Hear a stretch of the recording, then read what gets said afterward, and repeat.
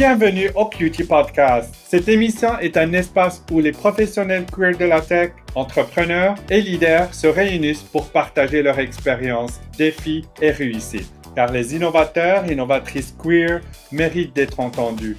Et pour la première fois, ce podcast est disponible en français. Je suis votre animateur Naufel Testaouni, j'utilise les pronoms il, elle et je suis le directeur général et cofondateur de QueerTech. Dans cette saison, soutenue par le Fonds des médias du Canada, nous vous proposons des conversations avec des fondateurs et fondatrices, dirigeants et dirigeantes, experts et expertes qui redéfinissent l'industrie et ce qui signifie être queer dans la tech. Des jeunes pousses révolutionnaires au rôle des dirigeants les plus élevés au sein de ces compagnies. Ces discussions exploreront comme notre communauté passionne l'avenir de la technologie et pourquoi cela compte. Salut à tous et bienvenue dans un nouvel épisode du QT Podcast où l'on explore les parcours inspirants de professionnels queer dans la tech à travers le pays. Aujourd'hui, on a la chance de recevoir quelqu'un dans le travail et à la croisée de la technologie, de la créativité et du marketing expérimentiel, une véritable force derrière des projets immersifs et impressionnants. Avec nous, Jasmine Gervais, cofondatrice et directrice des opérations chez Walrus Creative Technologies. Jasmine, bonjour, ça fait plaisir de te revoir, ça fait longtemps. Bonjour Naufel, très content d'être ici, très contente. Merci. Avant qu'on commence nos questions, on aime beaucoup avoir le fun sur ce podcast. On va te demander si tu as à décrire ton travail que tu fais ou ton rôle à Walrus à travers un GIF, ça serait quoi? Oui, il fallait que je le cherche celui-là. En fait, non, c'est très simple. Ça serait probablement un GIF de Yoda qui dit « Smaller in number are we, but larger in mind ». J'aime beaucoup ça. Ouais, puis c'est pas parce que je suis une fan de Star Wars, en fait, absolument pas, c'est tout le contraire. On va dire ce personnage me parle parce qu'en fait, c'est un guerrier sage ou c'est un sage guerrier. La phrase en tant que telle qui dit « Smaller in number are we, but larger in mind », cette impression de dire qu'on est un petit groupe, on est un petit groupe de personnes, mais qui pensons des grandes choses et qui faisons des grandes choses, c'est vraiment la source de pourquoi est-ce que je suis en affaires, pourquoi est-ce que j'ai décidé de partir Walrus jadis, il y a bientôt maintenant 15 ans. Donc, voilà pourquoi ça me parlait beaucoup, pourquoi Yoda aussi, parce que c'est un peu comme ça que je me vois aussi, comme un espèce de guerrier, de quiet warrior, si je peux dire ainsi. Ouais. Merci, oui, effectivement, c'est inspirant ton personnage aussi. Bon, on va demander un peu, avant de parler, on va beaucoup parler de ta compagnie Walrus. Peux-tu nous dire un peu qu'est-ce que vous faites? C'est quoi Walrus Technologies? Walrus, je vais commencer par expliquer ce qu'on fait aujourd'hui. Il y a eu toute une histoire en arrière de tout ça, mais essentiellement, ce qu'on fait aujourd'hui, on est une agence de créativité technologique qui imagine des solutions d'engagement du public et des expériences à la jonction entre l'art et la technologie pour des grands événements, pour des grandes marques, des commanditaires qui activent des sites et des activations dans le cadre de grands événements live. Donc voilà, on est vraiment un carré de sable créatif où on va imaginer des expériences pour, par exemple, le Grand Prix de la F1 avec Bell, dans le fond, par exemple, où on va créer des stations expérientielles où on fait vivre un parcours à l'audience sur le site de l'activation.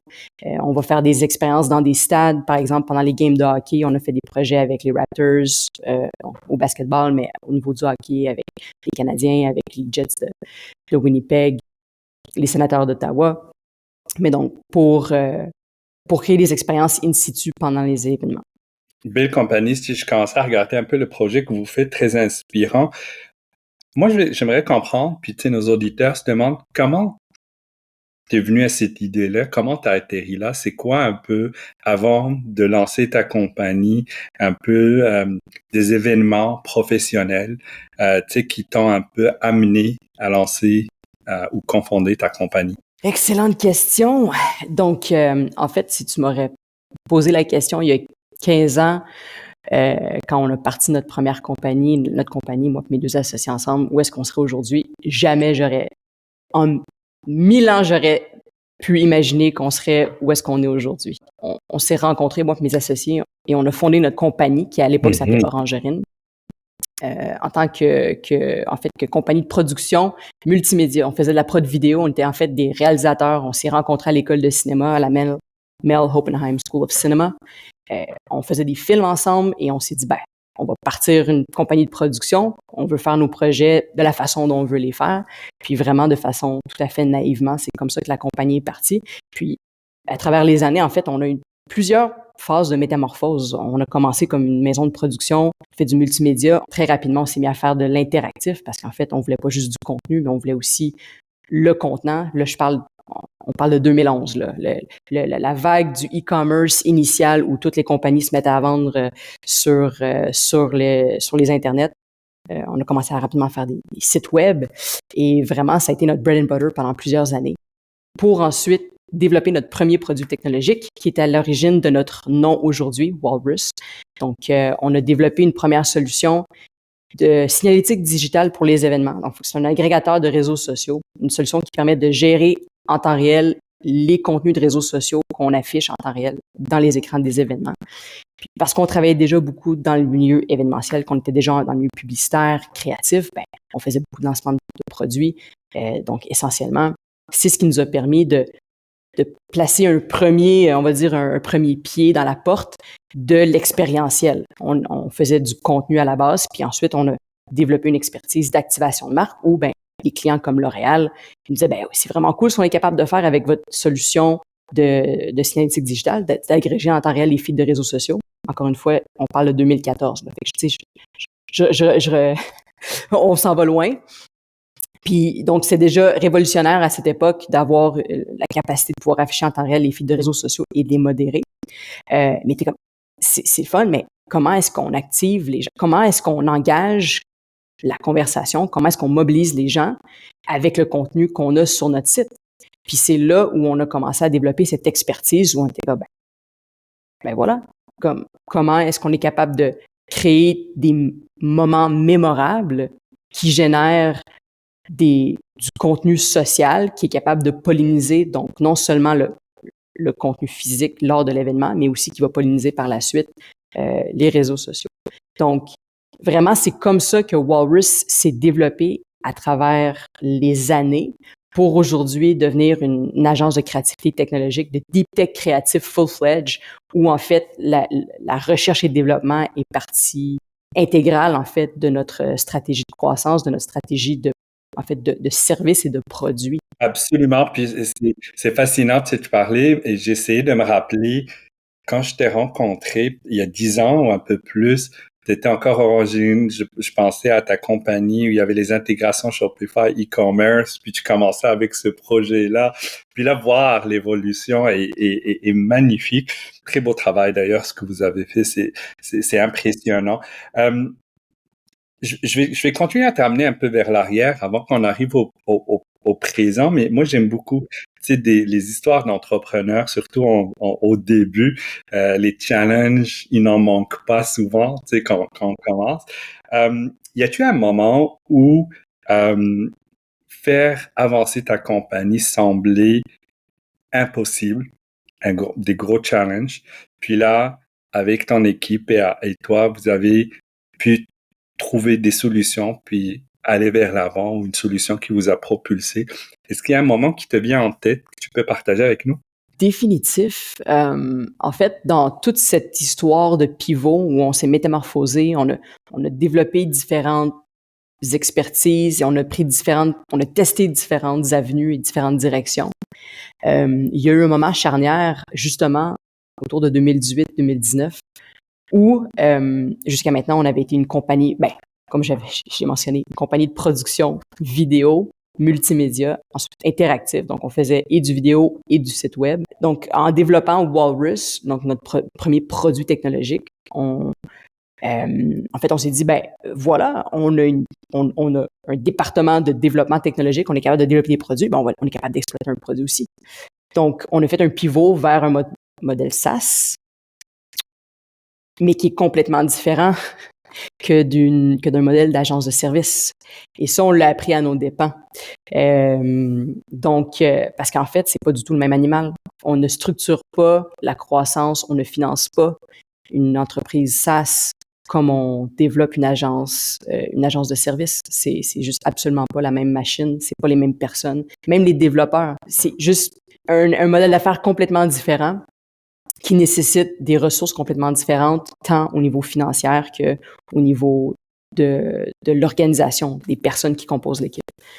Donc, on a presque fait faillite en 2019. En fait, on avait investi énormément d'argent justement dans un département marketing, engagé beaucoup, en fait, justement, un directeur marketing. On avait un CFO aussi qu'on avait engagé justement pour planifier les rondes de financement, pour financer les différentes étapes de croissance.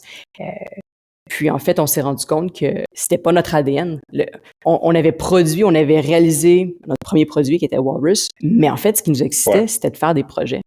On utilisait Walrus pour faire des projets. On venait nous chercher parce qu'on avait une expertise de niche avec cette solution que personne d'autre n'avait, qui nous donnait, dans le fond, un positionnement unique dans le marché. Puis on était une petite agence. Puis les gens, autrement, des marques, des très grandes marques comme L'Oréal, comme Bell, ne nous auraient jamais regardé ou su qu'on existait si ce n'était pas de ce produit qui existait, qui faisait en sorte qu'on était un peu différent et qu'on se démarquait des autres, même si on n'était pas une grande agence. Donc, en fait, c'est ça qui est arrivé, c'est qu'on s'est rendu compte qu'en fait, ce qui nous motivait, c'était de faire des projets, puis de développer un produit, d'après ça, de développer les funnels de vente, puis après ça, juste focuser sur du recurring revenue, d'aller chercher différentes rondes de financement pour financer les différentes phases de croissance de l'entreprise, puis d'être attaché à nos investisseurs, attaché à un produit qui ne nourrit pas notre pulsion créative, était absolument pas aligné avec qu'est-ce qu'on voulait, puis en plus, on est en train de se mettre dans le trou avec ça. Donc, essentiellement, on a expérimenté l'une de nos plus gros échecs à cette époque, où on a décidé de faire, ben non, c'est absolument pas nous. On n'est pas un SaaS. Qu'est-ce qui s'est passé à ce moment-là? Parce que c'est un problème que je vois souvent chez des entrepreneurs. Tu sais, quand on lance des compagnies, souvent dans la tech, la cible, c'est d'aller chercher des fonds, des bailleurs de fonds VCs, on veut la croissance. Puis, dans ce processus-là, beaucoup d'entrepreneurs et de compagnies vont perdre cet ADN ou pourquoi ils l'ont commencé. C'est là, on parle de QT Founders qu'on lance, puis on parle beaucoup c'est pas le seul chemin, puis parfois ça prend d'aller sur ce chemin pour réaliser, mais des fois c'est trop tard aussi, tu sais, tu t'avances, tu peux pas arriver. Sur vous avez eu la chance de comme réaliser en ce moment-là, vous avez failli faire faillite, mais vous avez fait quelque chose qui vous a ramené sur. En fait, c'est vraiment cette réalisation que ce n'était pas ce qu'on voulait faire. Je veux dire, oui, on aurait pu aller de l'avant avec un seed round, mais c'était juste pas aligné avec nous, puis on l'a senti.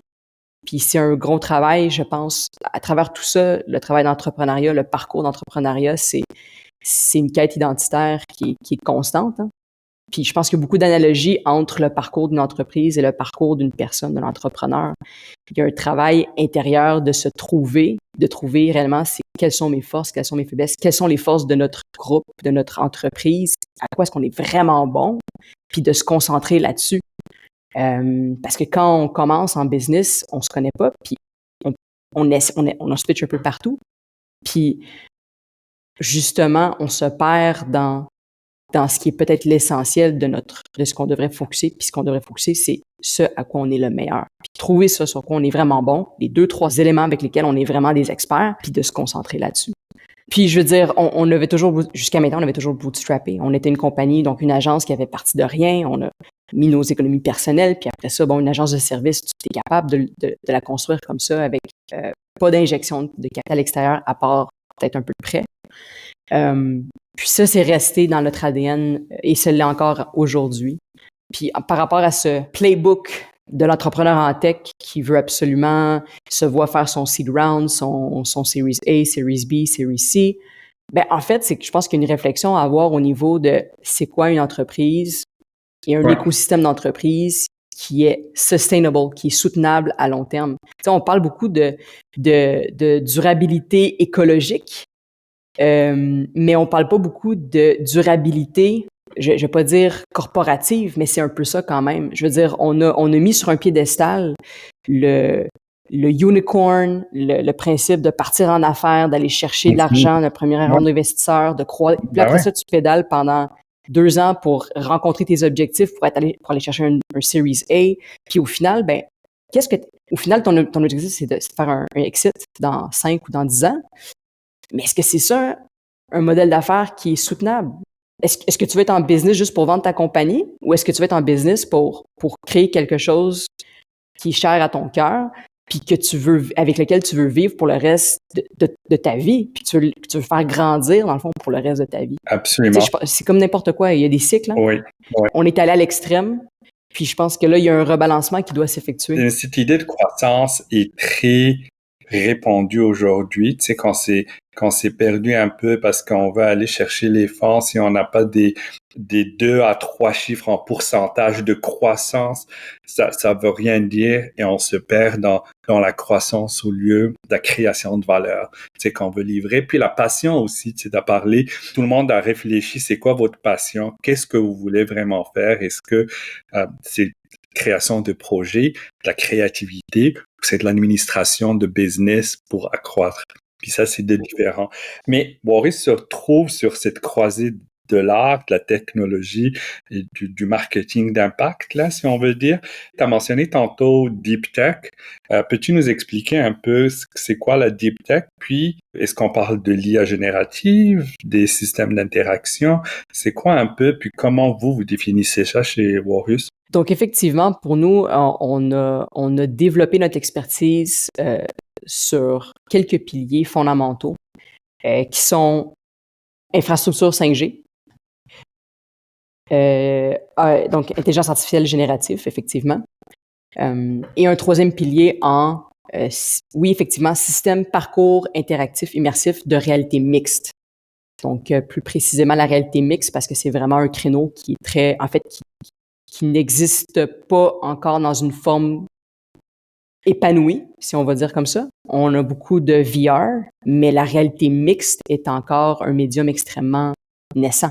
Il y a pas vraiment ni de produits, ni d'expériences, d'expositions immersives qui sont basées sur des principes de réalité mixte. Puis nous, en fait, ça fait depuis 2020 qu'on développe cette expertise-là, un format d'expérience basé sur de la réalité mixte qui nécessite également une panoplie de technologies d'interaction, mais aussi de tracking. Donc, on parle de tracking, donc de positionnement en temps réel par ultra-wideband. On parle de créer des serveurs de jeux qui sont en mesure de rouler des mass player events. Où est-ce que, dans le fond, la 5G, le fait qu'on a des environnements immersifs qui sont saturés d'équipements technologiques, donc énormément de transferts de données, dont on a besoin d'une latence extrêmement faible. On a besoin de pouvoir délivrer une expérience à des milliers de personnes en même temps. Et tout ça se fait à travers la 5G. Donc, pour nous, c'est vraiment, dans le fond, comment est-ce qu'on est capable de développer la technologie, on va dire la base technologique de l'entreprise pour développer des expériences qui peuvent être délivrées en temps réel à des milliers de personnes ou dans des environnements immersifs où il y a énormément de technologies intégrées qui nécessitent une très basse latence et une capacité de transfert de données importante. Donc voilà, in a nutshell, ça ressemble Absolument. Puis c'est un domaine qui est en évolution accélérée, comme on le voit. La technologie aujourd'hui, ça avance tellement rapide. Toi, dans la business, comment tu arrives à garder à jour avec toutes ces nouvelles technologies qui sortent pour les intégrer choisir de les intégrer dans tes processus, puis technologies que tu utilises ou pas? Comment tu arrives à rester à jour? Est-ce que tu essaies de rester à jour? Comment vous acceptez ça? Ben, je peux parler un peu de notre parcours avec l'intelligence artificielle, parce que ça a été exactement ça. Je veux dire, la vague de l'intelligence artificielle générative, ça fait à peu près, je vais dire, 2 ans et demi à 3 ans qu'elle a commencé. Elle a pris la vague de surf, la vague est arrivée vraiment, elle a frappé l'imaginaire collectif il y a à peu près 1 an, mais elle était en latence depuis un certain temps. Puis nous, ça faisait Donc, en fait, depuis le début, on a assigné un de nos développeurs qui avait un intérêt particulier pour explorer, développer cette technologie-là, qui a fait des tests on va dire, qui a testé les différentes plateformes, qui a amené de l'information, qui a fait en sorte ça a pris à peu près 1 an et demi avant de pouvoir avoir un projet qu'on a proposé à des clients, qui a été entériné puis qui a été approuvé. Mais pour ça nous a pris 1 an et demi de développer puis d'être capable de proposer puis de dire, ben voici un projet d'IA générative qu'on pense qui peut être vraiment, vraiment comme mind-blowing. Mais après ça, c'est pas nécessairement encore à terme, c'est pas nécessairement encore prêt pour le prime time. Puis éventuellement, ben on a réalisé puis on l'a vu. Quand le marché était prêt pour ça, on était prêt, on avait déjà nos workflows, on avait déjà fait des tests, on avait déjà amplement fait de recherche pour être en mesure de déployer des expériences d'art génératif. Puis une fois que ça s'est fait, puis là ça fait 1 an maintenant de ça, qu'on a fait notre premier projet d'IA générative. On en a fait une quinzaine depuis, puis on est considéré comme étant l'un des pionniers justement dans l'application de l'art génératif à des concepts d'activation grand format dans des événements live sportifs.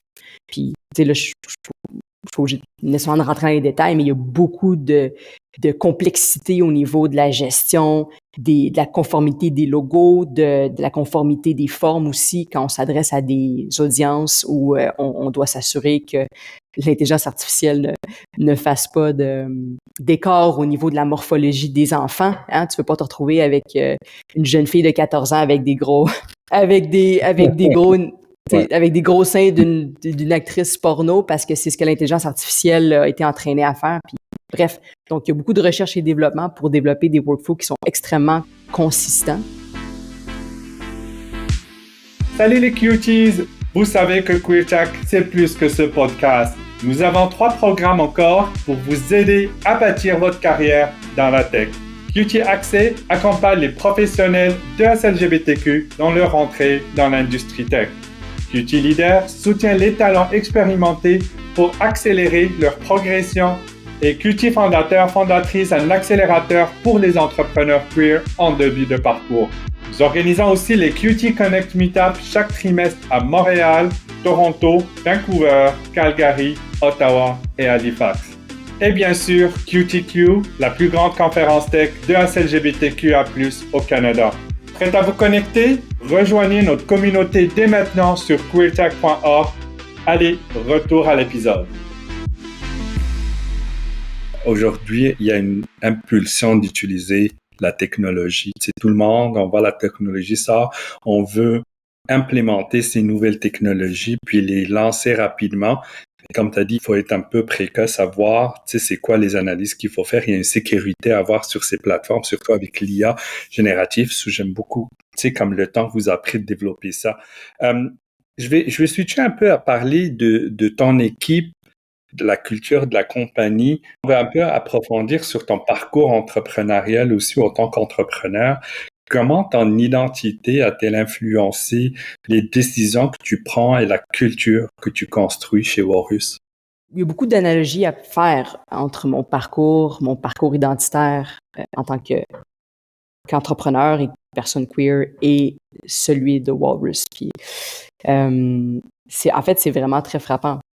Déjà, en premier lieu, c'est comme un peu une fractale. Hein? Je veux dire, le travail interne qui doit être fait par un individu pour aller à la rencontre de sa personne, découvrir ses forces, ses faiblesses, une entreprise doit le faire de la même manière, mais en tant que groupe.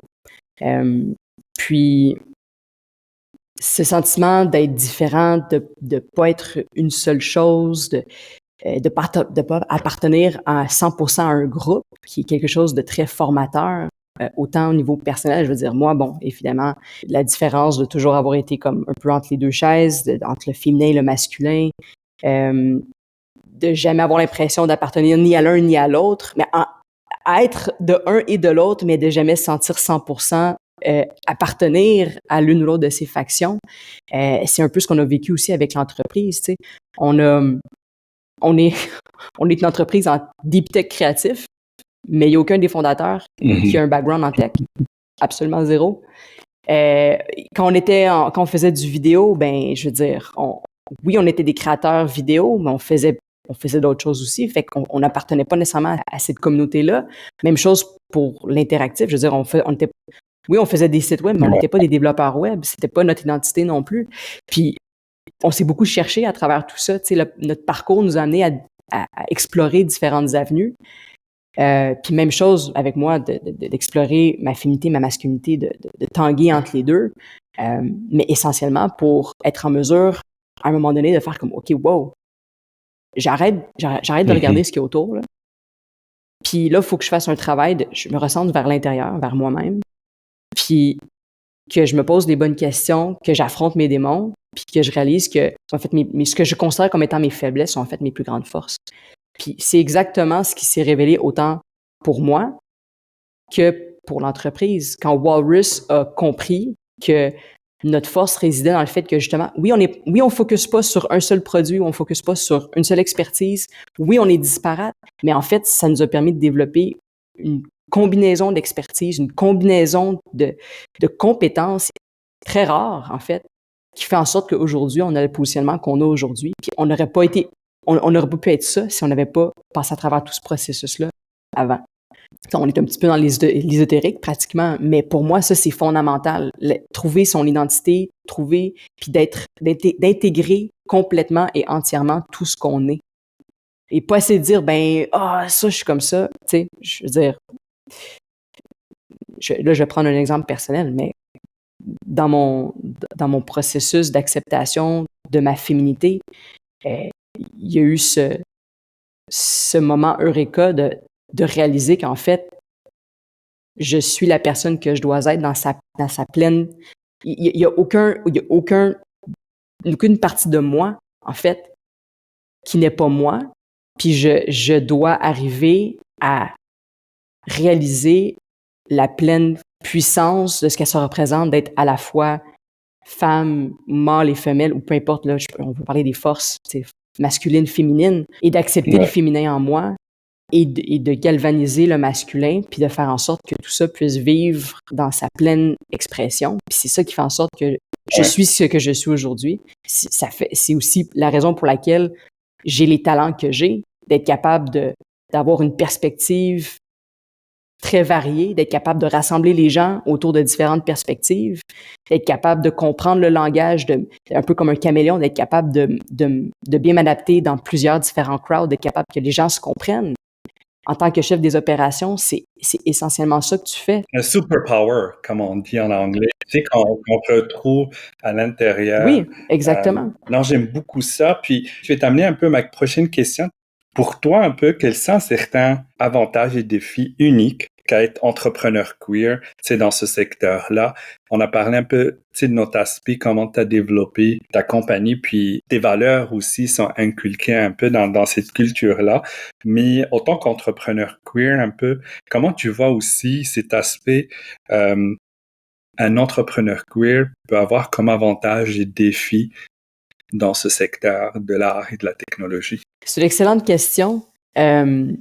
Puis, il y a une partie de la question que j'ai de la misère à répondre parce que fondamentalement, je n'ai jamais accepté la vérité ou la réalité que ce que je suis puisse impacter ce que je peux faire ou comment est-ce que les gens me perçoivent. Puis, de ce fait, je n'ai jamais ressenti qu'on me traitait différemment parce que soit j'étais une femme en tech ou que j'étais une personne queer. Puis je pense que la raison en arrière de ça, c'est que if it's not a big deal for me, it won't be a big deal for you. Ouais. Sur quoi on met l'axe? Parce que ce qu'on met l'axe sur nous, ben ça reflète un peu dans ces relations autour de nous. Oui, exactement. Si j'en fais un big deal pour moi, puis que tout est une question de la place des femmes en technologie, puis tout est une question de sous-représentation des queers ou des femmes en technologie, ben c'est ce que je vais signaler, c'est ce que les gens vont percevoir de moi, puis c'est ce que je vais recevoir aussi, parce que nécessairement... Comme un miroir. Exactement. Donc, de cette manière-là, ça n'a jamais été un aspect primordial, fondamental, on va dire, de mon processus identitaire en tant qu'entrepreneur. Ça a toujours été là dans le background, mais ce n'était pas l'élément fondamental sur lequel je mettais vraiment beaucoup d'attention. Puis je pense que j'ai pas ressenti cette dualité ou cette friction-là.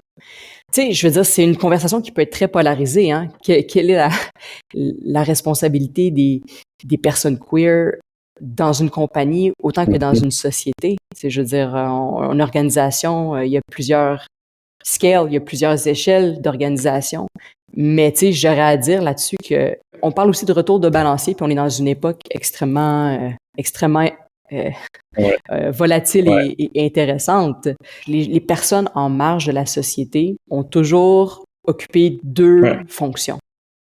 Une fonction à l'extrême, c'est-à-dire d'être en marge, d'essayer, d'explorer, de faire les choses pas comme les autres, en fait, de faire les choses à l'avant-garde de ce que le reste de la société fait traditionnelle. Donc une fonction d'exploration, de créativité. Donc ça, c'est un aspect, un élément, mais aussi un aspect de coalition. Parce qu'en étant quelqu'un qui était capable de vivre, qui se met dans différentes positions, qui est capable de comprendre les autres d'une manière que d'autres personnes ont moins de facilité parce qu'on a cette sensibilité-là, parce qu'on a aussi ce parcours-là qui nous amène à être plusieurs choses en même temps.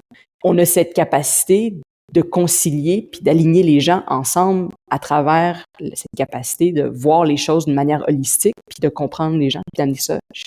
Donc, je pense qu'aujourd'hui, on est dans un retour de balancier. C'est qu'on a été beaucoup on va dire, dans la polarisation, la politique du genre. On est allé à fond là-dedans parce que, juste parce que naturellement, c'est ça qui devait arriver. Mais là, on arrive à un moment charnière où on a besoin de se recentrer. Si on pousse encore plus la pilule dans cette direction-là, on va juste encore plus s'aliéner le reste de la société. Puis au lieu d'essayer de justement rallier puis d'amener à une unification, on va juste creuser encore plus le clivage. Donc, je pense qu'il faut qu'on se recentre sur l'essentiel de c'est quoi la diversité, au-delà de la politique du genre. Parce que oui, la diversité est fondamentale pour la créativité et l'innovation la créativité est fonction d'innovation et l'innovation est fonction de l'évolution. Ce que je veux dire par là, c'est qu'on a plus de diversité, plus de matériaux différents pour créer quelque chose de nouveau. Mais c'est ça, puis tu sais, c'est la force qui fait un peu, on a parlé, c'est le processus où tu as parti à se retrouver aussi, puis ta compagnie a fait un peu la même chose, mais cette rétrospection aussi, je pense, peut faire le superpower, tu sais, qu'on parle en queer, que peut-être d'autres communautés vont pas à ce processus-là maintenant. Ils ont leur expérience qui va en suivre. Mais c'est vrai, tu sais, on retrouve dans une société qui est très polarisée, puis on peut beaucoup parler de ça. Mais moi, j'aimerais continuer un peu dans l'aspect de l'entrepreneuriat aussi. Tantôt, tu as mentionné, tu sais, un peu que tu étais une personne créative, puis des gens autour de toi, puis comment vous voulez. Comment parviens-tu à concilier, tu sais, l'élan créatif qui anime ton travail, le travail de ton équipe avec les exigences rigoureuses de l'entrepreneuriat, de gérer une compagnie, l'administration aussi. Ouais. Ben, tu sais, l'équilibre, c'est une illusion, hein. On n'est jamais en parfait équilibrium. On est toujours en train de danser entre des états de déséquilibre. Et pour moi, le parcours entrepreneurial, ça a été exactement ça. Il a fallu à un moment donné que, un peu comme un parent qui donne naissance à son enfant, donner naissance à une entreprise, c'est un peu ça. Que tu dois te sacrifier jusqu'à un certain point pour les besoins de cette entité que tu es en train de monter. Donc, pour moi, un des éléments qui a été fondamental dans mon parcours d'entrepreneur, c'est un peu cette crise identitaire que j'ai connue à un moment donné, où j'ai commencé mon parcours comme une artiste entrepreneur. Puis ensuite, la compagnie avait besoin que je devienne autre chose. Elle avait besoin que je devienne une entrepreneur avant d'être une artiste, pour le bien du groupe, pour le bien de l'entité. Puis de focusser sur des éléments qui étaient fondamentalement très créatifs, mais d'une autre manière. En termes de stratégie, en termes d'opérationnalisation, sous des stratégies de croissance, stratégie d'opérationnalisation, stratégie de croissance organisationnelle, puis comment envisager, comment avoir cette vision de comment la compagnie doit se développer en fonction de nos objectifs. Donc voilà. Mais aujourd'hui, maintenant, après 15 ans d'entrepreneuriat, d'avoir shifté vers on va dire, ces chapeaux strictement entrepreneuriales, maintenant, je peux retourner à mes amours créateurs, dans le sens que Maintenant, j'ai l'opportunité de pouvoir me retirer un peu plus. Mon équipe est consistante, est autonome. Je suis en mesure de me retirer, de me donner du temps pour réfléchir, puis du temps aussi pour commencer à retravailler sur des projets personnels, créatifs qui vont nourrir le catalogue, le portfolio de catalogue de l'entreprise dans le space, dans l'espace du divertissement immersif. Quel conseil aurais-tu ou donnerais-tu aux personnes queer qui souhaitent se lancer un peu leur propre projet technologique, notamment dans le domaine créatif, art et technologie? C'est quoi ton conseil pour eux? En fait, s'ils sont encore sur les bancs d'école, je dirais d'être dans l'action, de foncer. Puis, en fait, la meilleure façon de faire partir un projet, c'est à une époque où les rencontres sont faciles, où tu es dans une opportunité de rencontrer des gens de différents horizons, avec différents talents, avec différentes expertises. Généralement, ça arrive en début de carrière. C'est là où c'est le plus effervescent. Je focuserais encore aujourd'hui, si j'avais à partir d'une entreprise, j'essaierais de la partir le plus tôt possible parce que c'est là où les risques sont les moins élevés, puis c'est là où la capacité de justement de trouver des partenaires, de trouver des projets, puis d'avoir des gens qui ont l'énergie, les ressources et les capacités de faire lever un projet sont les plus hautes. Très beau conseil, très beau. Tu sais, souvent, l'entrepreneuriat, les challenges, on le sait juste si on lance notre compagnie. Tu sais, c'est comme en lançant la compagnie, en allant dans l'action, qu'on apprend beaucoup de choses aussi. Puis on dit souvent, si la personne a cette capacité d'aller vers l'avant et de le faire, foncez-y. Puis, tu sais, des organisations comme QueerTech et d'autres peuvent aussi soutenir ou accompagner les gens, mais il faut faire ce journey, comme on dit en anglais. Il faut aller sur ce chemin-là pour découvrir un peu la compagnie. Puis la compagnie, ça change, on change avec, puis on évolue avec. Mais définitif, l'élément central là-dedans, c'est d'être dans l'action. Être en action. C'est vraiment juste ça. Exact. Très belle manière de terminer, être dans l'action. On est toujours dans l'action. Mais merci beaucoup d'avoir pris le temps de venir discuter avec nous, partager ton expérience. Puis, on a hâte à vous retrouver une autre fois sur notre QT Podcast. Merci beaucoup, Jasmine Gervais, COO de Walleris Technologies, Creative Technologies. Merci beaucoup. Merci, Naoufel. Merci. Merci d'avoir écouté cet épisode de QT Podcast. Rendre l'écosystème technologique plus queer est une mission d'envergure et nous sommes reconnaissants de vous avoir à nos côtés. Cet épisode est produit par Lauren Hicks, mixé par Naomi Silver-Vezina et animé par moi-même, Naoufel Testaoni. Un immense merci au Fonds des médias du Canada pour son soutien à cette saison. Inspirés et motivés, aidez-nous à faire entendre notre voix auprès de plus de professionnels queer de la tech. Abonnez-vous à notre émission, laissez-nous une excellente note ou écrivez-nous un avis. À bientôt et continuez à queerer l'écosystème tech.